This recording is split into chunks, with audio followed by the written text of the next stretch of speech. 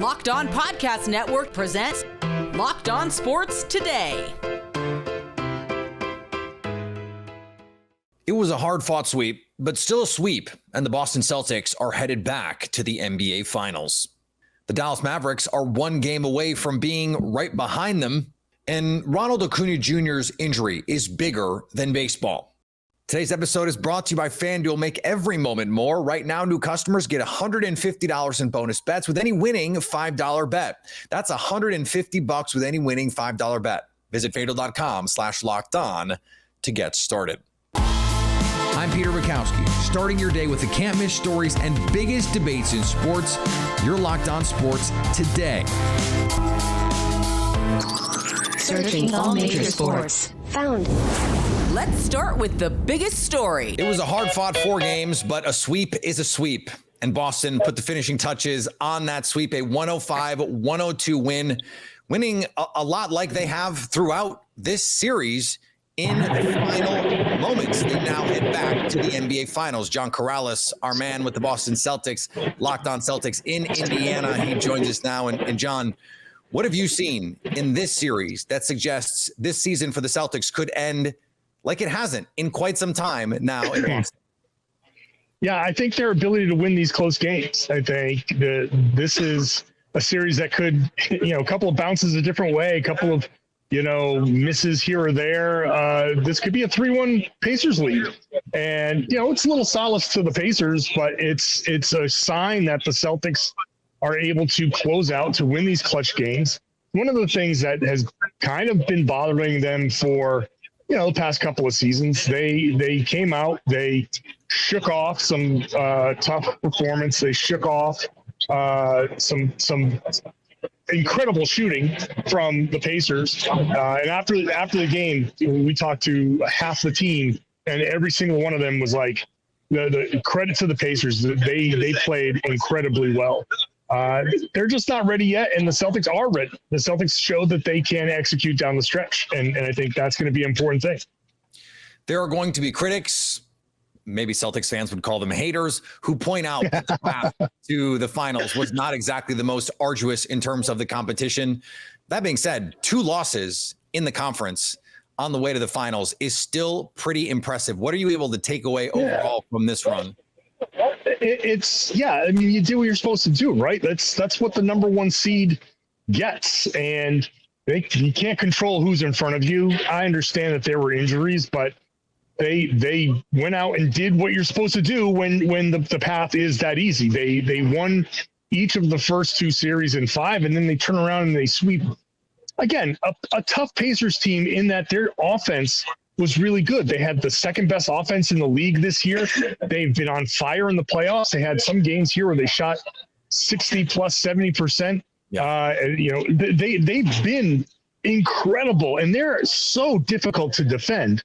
So I think it's just the narrative that things have been too easy for Boston is very disrespectful to the opponents, who are all NBA playoff teams.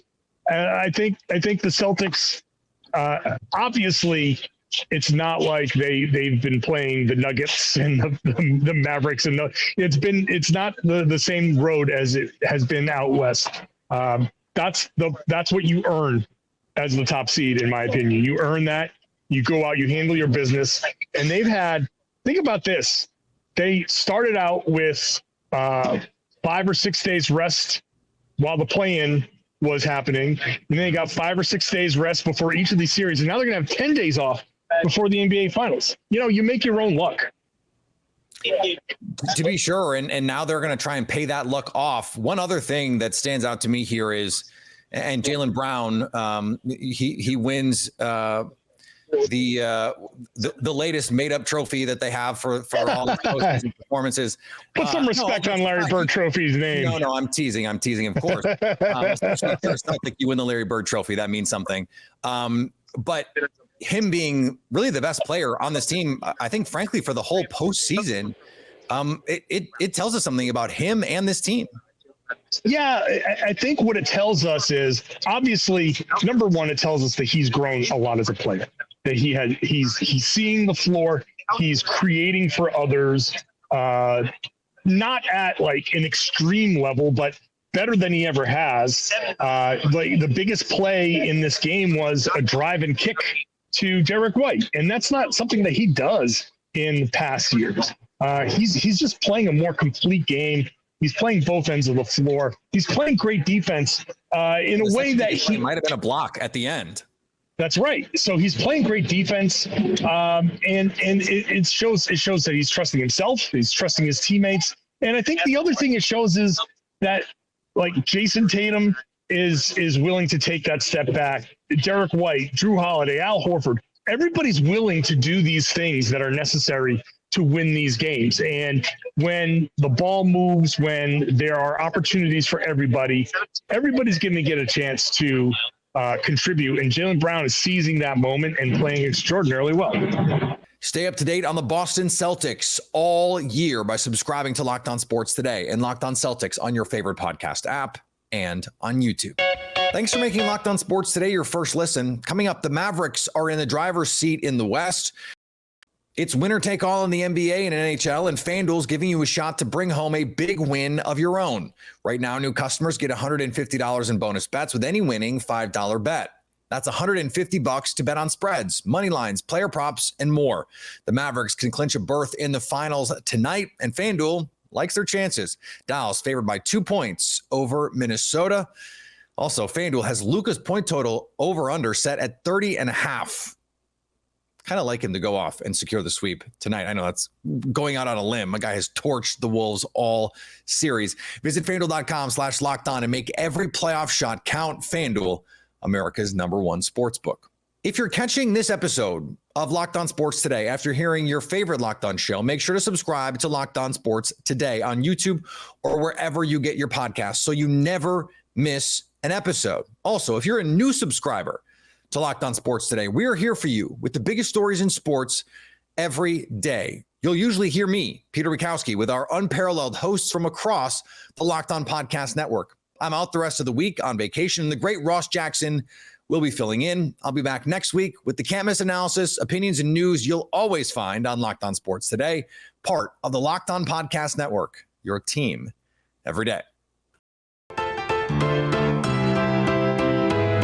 Shohei Ohtani is progressing toward a return to the mound. Ohtani said he started throwing from 60 feet last week and reached 80 miles per hour. He said through an interpreter, usually anywhere from 60 to 70 pitches in that distance, just continuing to increase the distance and the pitches and just seeing where that goes. Ohtani underwent elbow surgery last September when he was playing for the LA Angels. He's hoping to return to the mound next year, though he is enjoying his best season at the plate so far as he focuses on that half of his game. Just a remarkable sentence.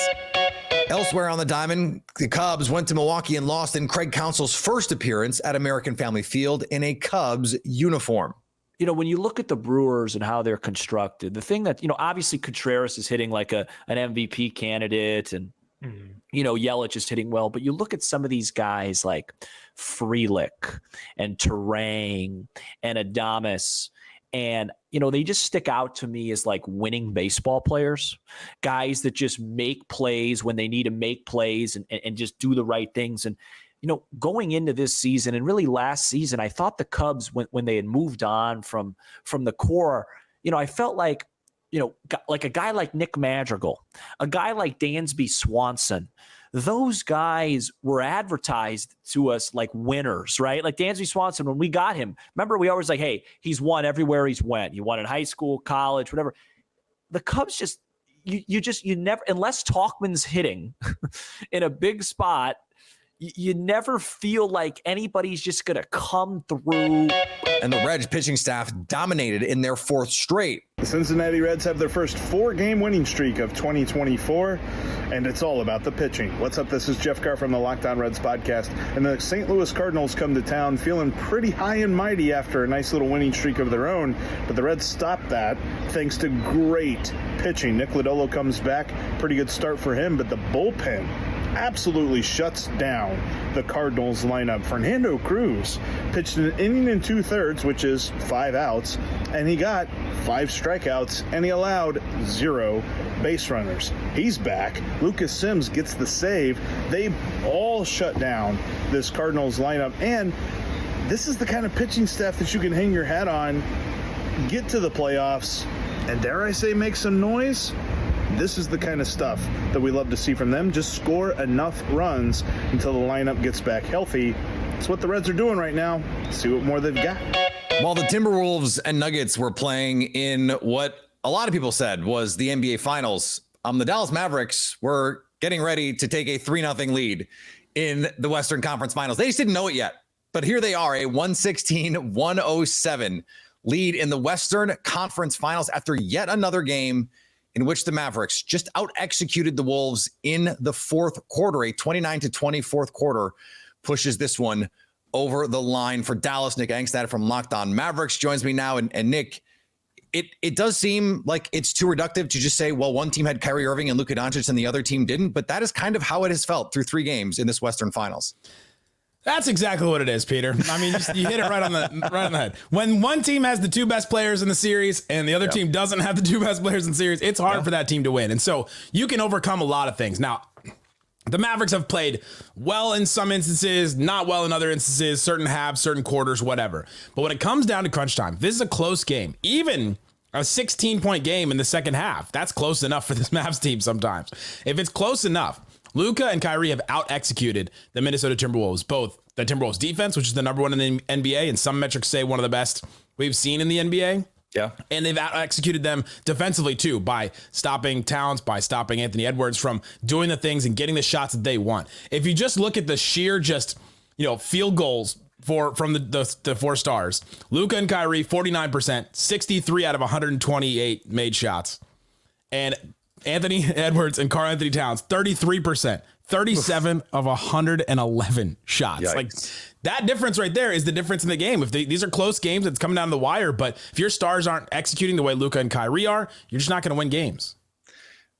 In some ways, we expect this from Luka Doncic. We've seen Kyrie perform at a high level in the postseason. That run in Cleveland to snatch the title away from the Golden State Warriors, obviously being the prime example. But it's not like that was yesterday, Nick. Like this is a different level that we're seeing with Kyrie Irving, even just in this postseason.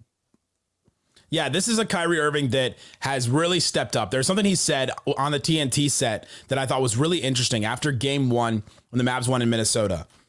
They asked him about last season and like what took you to this level as a leader. He's really stepped up in the leadership category and really has become the vocal leader on the court, in the locker room. Every single player has mentioned his leadership at some point during this run and during this season.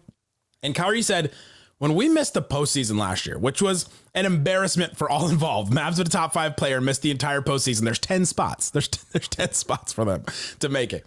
When they missed the postseason, Kyrie said, I sat down on my couch, I watched the playoffs, and I started to take notes. Peter, he sat there like you and I, like watching a game, taking notes, like, idiots like us that have to like learn from each game and all that, not that have played it at such a high level. So he said, I'm learning from the best leaders out there. And he took all that and he put it into this season. And I think that he really has stepped up. I think that he has taken this. I think he took that personally. I think he took the Anthony Edwards said, I'm going to match up with Kyrie. I think he took that personally. And I think he's taking this all to another level. His leadership has really stood out. And when Jason Kidd has leaders on the court, he can be a really good coach. And the Mavs are in a really good position right now. What if you are a Mavericks fan, are you worried about, if anything, right now, given that we haven't seen Anthony Edwards show up in like full Anthony Edwards-ness yet? I don't know that we should expect Karl Anthony, like this might just be Karl Anthony Towns in all of his Karl Anthony Towns-ness, right? Like that's just kind of the player that he has shown himself to be. But if you're a Mavericks fan, okay, you're up 3-0. No team has ever come back down 0-3. But is there still anything that's like lingering doubt? Hey, we're still a little worried about this.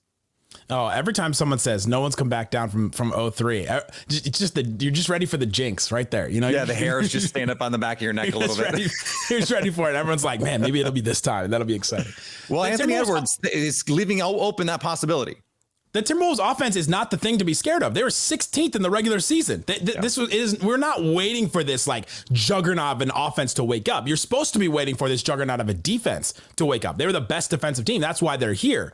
The Mavericks have picked apart this defense. The Mavs hit a game-winning shot over the 4-time defensive player of the year. I mean, and there was a moment last night in the game where Luka Doncic has the ball. He passes it over to Jaden Hardy. Jaden Hardy gets a switch. Rudy Gobert is guarding Jaden Hardy. Second year in the league, had a really mixed season.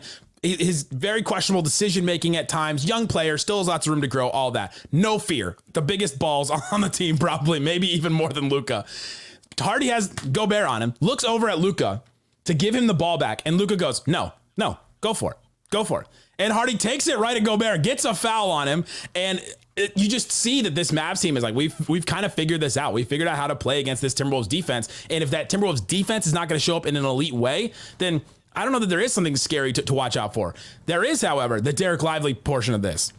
Derek Lively goes down in game 3 with the head injury. He collides with Karl-Anthony Towns' knee to the back of his head. He's down for a while. He stands up, and man, let me tell you, in the arena, it was silent. It got so awkward because of how long he was down. There was a "Let's go Mavs" chant that like organically started from the fans, because it just was like, we can't just sit here in silence, right? Like, we have to say something. It felt like an NFL moment. One of those when the guy takes the bad hit and everyone's sort of holding their breath. And the cart comes out, right? It felt like they should have brought the cart out for it. But then he stands up, and I mean, he's wobbly. There's people texting me saying, I saw it, they were down near courtside, and they're like, I saw his eyes, and it just didn't look like he knew like where he was at that point. And so that's just speculation from people that, you know, I'm hearing from. But so he stands up, he goes to the locker room. He is a attendance at practice today on Monday, but he didn't participate in practice. I don't expect him to play in game 4, but if that's going to be an injury that keeps him out for a while, and there is some time before the finals start if it gets to that, but if he's going to be out for a while, he's a big piece to this. And that's one thing to be worried about if you're a Dallas Mavericks fan, that all of a sudden